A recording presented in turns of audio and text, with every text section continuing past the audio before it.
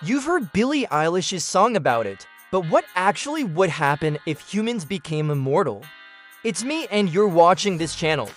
Join me today as we ponder the implications of a world without death. We tend to think of death as a certainty, something we all have in common. However, science has been inching closer and closer to extending lifespan. So what if one day we manage to conquer death? What if we become immortal? In order for humanity to achieve immortality, we need to first understand what causes death. Broadly speaking, there are two types of death: biological and ecological. Biological death occurs when the cells of an organism cease to function. Ecological death is when an organism dies, but is incorporated into its ecosystem through decomposition. To achieve immortality, then, we need to find a way to prevent both types of death. Many scientists believe that biological death can be prevented or at least postponed indefinitely. Advances in nanotechnology, genetic engineering, and our understanding of the life cycle may allow us to replace or repair damaged cells indefinitely. But ecological death isn't so easily avoided. Even if humans could live forever, they will eventually be decomposed by bacteria and other microorganisms. And even if we manage to somehow prevent our bodies from breaking down, the finite resources of our planet mean that eventually we would run out of stuff to eat. Or, the sun might expand and swallow the earth. There are many ways that our species could end, but death itself is not one of them. However, if we assume that death is avoidable, what would a post-death world look like? Let's start with what immortality would mean for the individual. Immortality would be an amazing thing for some people. Take Henry David Thoreau, for example. He spent his entire life railing against the pointless pursuit of wealth and material possessions. In an essay written in 1862, he wrote, "I learned this, that a man is rich in proportion to that which he is not, poor in proportion to that which he is. The more he craves, the more he goes without." For someone like Thoreau, who rejected conventional society and sought to live a simple life in harmony with nature, immortality would be a gift, but for others, eternal life would feel more like a curse than a blessing. Imagine someone who had suffered from depression, anxiety, or another mental illness. Would you wish for them to live a life stretching into eternity? What about someone suffering from a degenerative disease such as Alzheimer's? Would you want them to experience years or centuries of pain and suffering? And what about someone who has absolutely nothing going for them? No job, no prospects, not even a place to call home.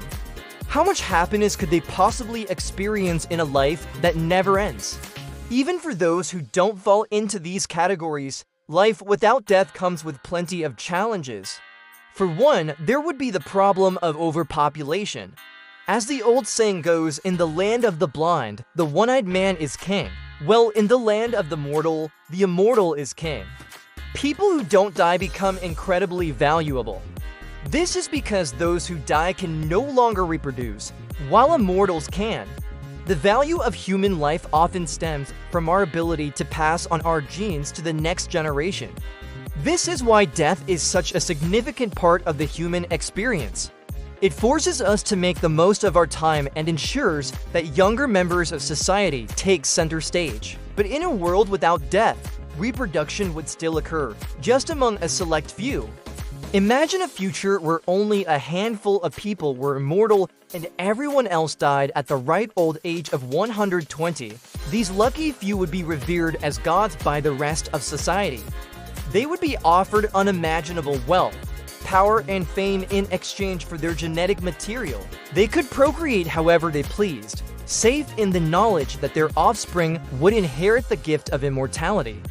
The world would effectively become a meritocracy with the immortals at the top of the pyramid.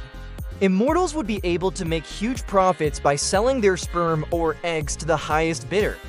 For wealthy individuals, having a child conceived by an immortal would be the ultimate status symbol. In fact, you might see the rise of immortal human hybrids become the new rich.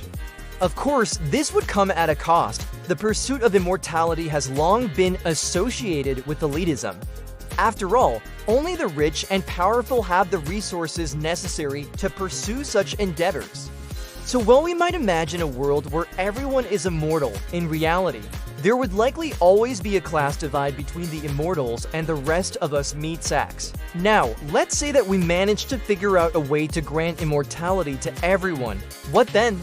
Some people might think that a world full of immortals would be a utopian paradise, but in reality, it would probably be more like a dystopian nightmare. You see, our current civilization is built on the assumption that life is limited. We form romantic attachments knowing that they may not last forever. We plan for the future knowing that we might not be around to see it. In fact, our entire economy is based on the idea that we'll eventually die. Without death, none of this would make sense. Relationships would lack depth, plans for the future would be meaningless, and the economy would grind to a halt. And that's just the beginning. Immortality would also eliminate competition, both in the business world and in our personal lives. Businesses rely on competition to drive innovation and efficiency. Without competition, businesses would quickly stagnate. The same would happen to people. Competition motivates us to improve ourselves, to work harder and achieve more. Without competition, we have no reason to do any of these things. In a world full of immortals, progress would stop dead in its tracks. But perhaps the greatest challenge facing immortals wouldn't be economic or political. Instead, it would be spiritual. Religion has long wrestled with the concept of death. Most religions believe that death is necessary for the soul to move on to the afterlife. Without death, souls would have nowhere to go. This could result in a massive spiritual crisis. People would be forced to confront the fact that they are truly alone in the universe. No God, no afterlife, no heaven, no hell, nothing. If that sounds terrifying to you, you can probably imagine how a world full of immortals would be a very different place. Perhaps the only way to survive in such a world would be to ignore it, to detach from everything and everyone around you.